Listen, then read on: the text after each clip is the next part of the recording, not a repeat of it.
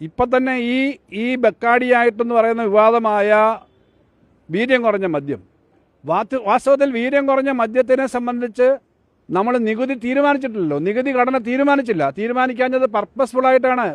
വളരെ വലിയ ഒരു സെറ്റിലേക്ക് കുട്ടികളടക്കമുള്ള ആളുകളിലേക്ക് ഇത് പോകാൻ പാടില്ല എന്നുള്ളതുകൊണ്ട് നികുതി വകുപ്പിൻ്റെ ചുമതലയുള്ള ധനകാര്യ വകുപ്പ് മന്ത്രി എന്ന നിലയിൽ ഞാൻ തന്നെയാണ് അത്തരം ഒരു കാര്യം അത് നമ്മൾ അനുവദിക്കാതിരുന്നത്. തീർച്ചയായിട്ടും LDFിൻ്റെ ഒരു പൊതു നയത്തിൻ്റെ ഭാഗമായിട്ടാണല്ലോ മന്ത്രി എന്ന നിലയിൽ ഞാനത് അനുവദിക്കാതിരുന്നത്.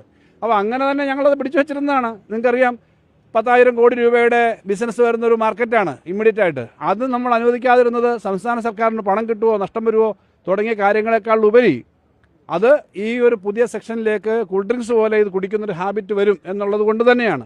ഇവിടെ അദ്ദേഹം പറയുന്നത് ഒരു ന്യായം കിട്ടാൻ വേണ്ടിയിട്ട് എവിടുന്നോ എടുത്തിട്ടാണ്. നിങ്ങളും അപ്പോൾ തന്നെ വാർത്ത കൊടുക്കും, ഫെബ്രുവരി 24-ാം തീയതി കൂടിയില്ലേ. ഇങ്ങനെ ഒരു ഒറ്റ ദിവസത്തെ വാർത്ത, ഒരു റീല്, അപ്പോൾ റീല് കാണും, എല്ലാവരും കൈയടിക്കും. അങ്ങനെ റീല് കണ്ട് കൈയടിക്കാൻ പോകേണ്ട ഒരു പോസ്റ്റ് അല്ല മുഖ്യമന്ത്രിയുടേത്. 24-നൊന്നും അങ്ങനെ സബ്ജക്ട് കമ്മിറ്റി, ഏതെങ്കിലും ഒരു സബ്ജക്ട് കമ്മിറ്റി ഇതുപോലെ ഫിനാൻഷ്യലായിട്ട് സീരിയസ് ആയിട്ടുള്ള ഒരു മാറ്ററൊന്നും സബ്ജക്ട് കമ്മിറ്റി പോകാതെ ഞങ്ങൾ എടുത്തിട്ടേ ഇല്ല. അങ്ങനെ എടുക്കേണ്ട ഒരു കാര്യമില്ല. ആരോടെയും പറയാൻ പറ്റാത്തൊരു കാര്യം ഞങ്ങൾ എടുത്തിട്ടില്ല. ഞങ്ങൾ LDF ചർച്ച ചെയ്യേണ്ടത് LDF ചർച്ച ചെയ്യും, CPM-ഉം CPI-യും മറ്റു പാർട്ടികളും ചർച്ച ചെയ്യേണ്ടത് ചർച്ച ചെയ്യും. ഇവിടെ അതത് പാർട്ടി പോലും ചർച്ച ചെയ്തില്ല. മന്ത്രിസഭയിലെ തന്നെ ഈ നയം സംബന്ധിച്ച് ചർച്ച ചെയ്തില്ലെന്ന് ഞങ്ങളാരുമല്ലല്ലോ പറഞ്ഞത്. ശ്രീ VM സുധീരനും അതുപോലെ AICC നേതാക്കന്മാരുൾപ്പെടെ പറഞ്ഞത് ഞങ്ങൾ പറയിപ്പിച്ചല്ലോ. അപ്പോൾ അതുകൊണ്ട് അങ്ങനെ പറയുന്ന ന്യായം ശരിയല്ല. റീസണബിൾ ആയിട്ടുള്ള കാര്യം പറയണം. മറ്റൊരു കാര്യം പറഞ്ഞത് ഈ എക്സിക്യൂട്ടീവിന് അധികാരം ഏൽപ്പിക്കുന്നു. മുഖ്യമന്ത്രി ഇവിടെ നേരത്തെ മുഖ്യമന്ത്രി പറഞ്ഞതിനെ പറ്റി പ്രതിപക്ഷ നേതാവ് സംസാരിച്ചു കഴിഞ്ഞു. അതിനകത്ത് എന്താ എക്സസീവ് ഡെലിഗേഷൻ എന്താ?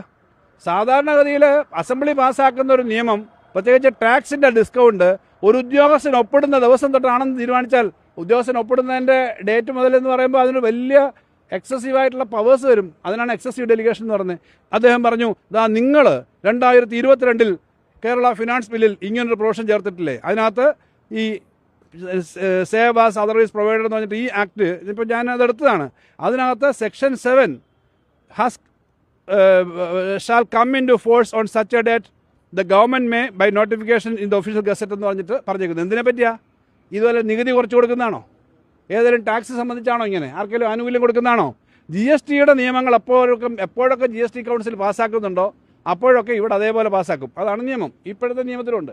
ആ നടപ്പിലാക്കുന്നതിനെ സംബന്ധിച്ച് ഉള്ള ഒരു ക്ലോസാണ് പറഞ്ഞേക്കുന്നത്. അത് സാധാരണഗതിയിൽ സ്വീകരിക്കുന്ന ഒരു കാര്യമാണ്. GST നിയമം അനുസരിച്ച് ഇൻപുട്ട് ടാക്സ് ക്രെഡിറ്റ് മറ്റേ തുടങ്ങിയ ടെക്നിക്കൽ കുറേ കാര്യങ്ങൾ വരുന്നതിനെ സംബന്ധിച്ച് ഇന്ന ദിവസം തൊട്ട് എന്ന് തീരുമാനിച്ചേക്കുന്ന ഒരു കാര്യം പറഞ്ഞപ്പോൾ അതും ഈ മദ്യത്തിൻ്റെ നികുതി കുറയ്ക്കുന്നതായി ചേർത്ത് പറയുക. അങ്ങനെ പറയാൻ പാടില്ല. അദ്ദേഹം ഈ കാര്യത്തിനകത്ത് കുറച്ചുകൂടി വസ്തുതാപരമായ കാര്യങ്ങൾ സമീകരിക്കണം എന്നുള്ളതാണ് പറയാനുള്ളത്. സ്വാഭാവികമായിട്ട് അത് UDF തീരുമാനിക്കേണ്ടതാണ്. UDF തീരുമാനിക്കും എന്ന് ഇവിടെ മുഖ്യമന്ത്രി തന്നെ നിയമസഭയിൽ പറഞ്ഞിട്ടുണ്ട്. പിന്നീട് അതുമായിട്ട് ബന്ധപ്പെട്ട എല്ലാ കമൻസും UDF തീരുമാനിക്കും എന്നുള്ള നിലയിലാണ് ഈ ജനസമൂഹത്തിൻ്റെ ശബ്ദം UDF കേൾക്കും എന്ന് തന്നെയാണ് എൻ്റെ വിശ്വാസം.